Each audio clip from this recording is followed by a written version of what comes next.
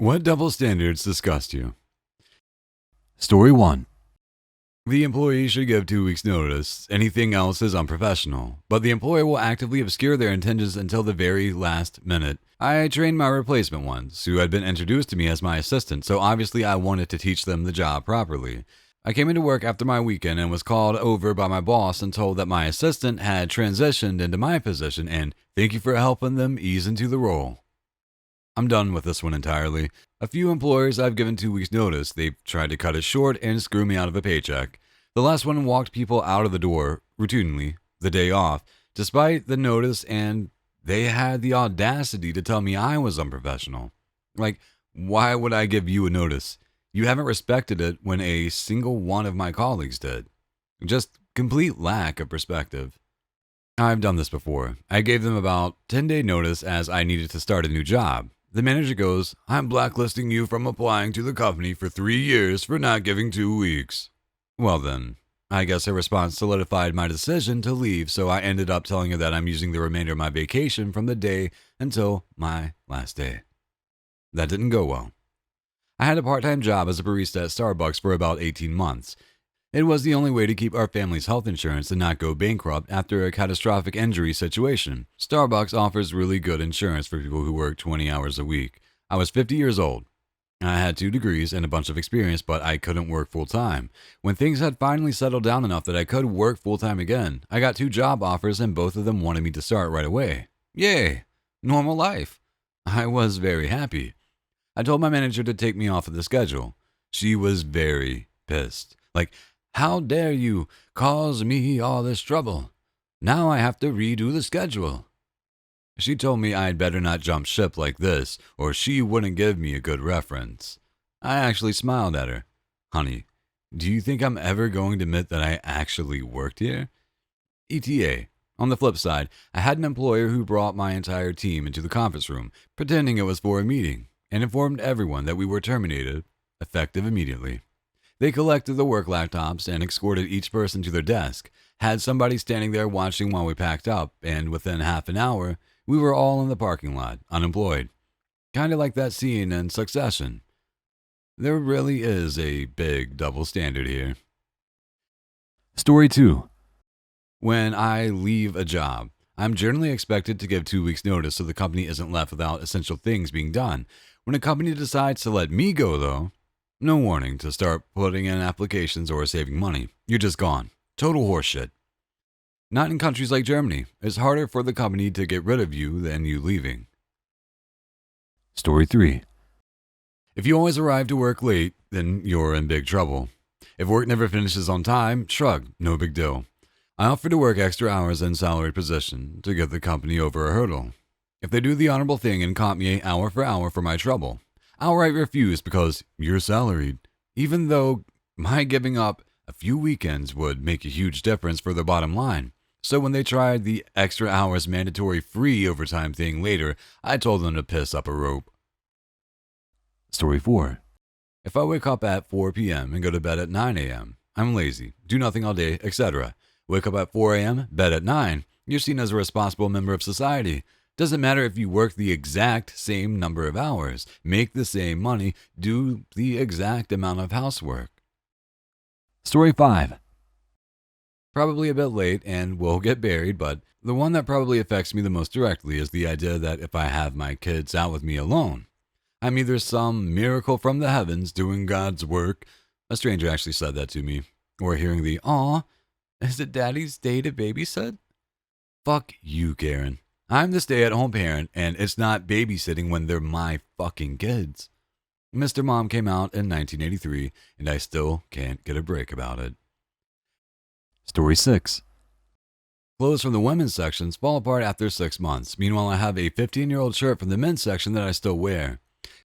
Story 7. Businesses should do whatever it takes to get ahead. But if the employee tries to make their life better or find a new job, they're lazy and ungrateful. Recently on here, there was a thread about employers hiding the pay for a posted position. Most people hated it as it was a waste of time to get to the point where they were willing to tell you the pay, and it's an insulting amount. A few people were defending it. One guy said it only makes sense for the employer to hide this information from you and try to manipulate you about pay. From the employer's point of view, they need to pay you as little as possible, and if they post a salary, then people who want more than that will not apply. So no chance to underpay someone who is worth more, and they will have to deal with people who aren't good enough for that meager salary. So, according to this guy, really, it's for the best that they try to screw you with hidden a salary for job postings. He's saying this as if we're supposed to just agree with it and not stand up for ourselves and just bend over and take it. But us demanding to know the salary during the first contact about a job? Unacceptable. How dare we try to interfere with the company trying to screw us? Story 8. Child predators. Both men and women should receive the same charges. Story 9. Cigarette butts. They're not biodegradable, and it's a fire hazard. We have issues with coffee cups, plastic bottles, etc., but we're totally fine with cigarette butts. If you're a smoker, make sure it only hurts you and nobody else. I just don't understand why lazy smokers feel it's okay to leave their butts on the ground, toss them out the window, and so on. They'll be within 10 feet of a trash can and still just litter. Why is that acceptable? Story 10. Benefiting from somebody performing a service while shitting on individuals who perform said service, thinking of sex work and minimum wage behavior. Story 11.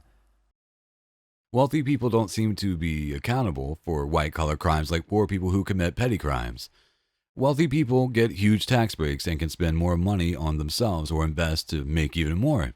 Investments are taxed at lower rates so people that can afford to invest make even more. Meanwhile, those at the bottom get no wage adjustments for inflation, while the cost of everything else increases from inflation. Benefits and pensions are cut so that the wealthy get rich from the profits as a result of lower pay and benefits. Corporations can move to tax-sheltered countries to avoid paying more taxes. The average person gets none of this and is paying more out of pocket. Look at Bernie Madoff, who went for years stealing other people's money and no prosecutions from the 2008 financial crisis.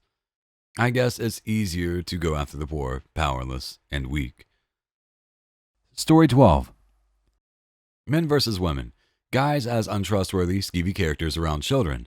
There was a guy who posted a while ago who portrayed my point exactly, about his experience being a teacher in infant school or something. Can't remember exactly, but the kids were pretty young. He loved being a teacher to help them, give them a good future, and watch them learn and develop into smart kids. However, there were a couple of occasions he got pulled aside from the head teacher for being inappropriate. One of them being talking to a young girl in the classroom/nurse's office and giving her some antiseptic cream and plaster for her scrapes, since she fell over in the playground. Purely because he was a guy, he was told parents might feel uncomfortable about that by his own head teacher. Like, leaving a crying, bleeding kid in the playground was a more appropriate idea than her own teacher helping her. Story 13. Playing video games is a waste of time, unproductive, and you should be ashamed of doing that in your free time if you're older than 18. In fact, you're immature if you do. But reading a book, watching TV or Netflix, going to a bar, club, etc. is completely fine and encouraged for all ages. Well, except bars and clubs. Why the hell do people despise video games specifically with such a passion? You're playing games when you could be doing something productive. Bullshit. You wouldn't say that to someone doing anything that I've specified above during their free time, but you would to someone playing games, regardless if they actually were productive during the rest of the day or not. Story 14. I was at the park working out a few years ago, and on a bench was a couple arguing. The girl proceeds to slap the crap out of her boyfriend. She then goes for another, but the dude blocked her and held her wrist. The girl then burst into tears and questions why he hurt her like that. To myself, I was thinking, wait, you can hit him, but when he defends himself, it's wrong? Like, what the fuck? We sincerely appreciate you taking the time to watch our YouTube video. If you find our content helpful and enjoyable, please click the subscribe button to stay updated on any new videos we share in the future. Thank you once again, and we hope to see you in our next upcoming videos.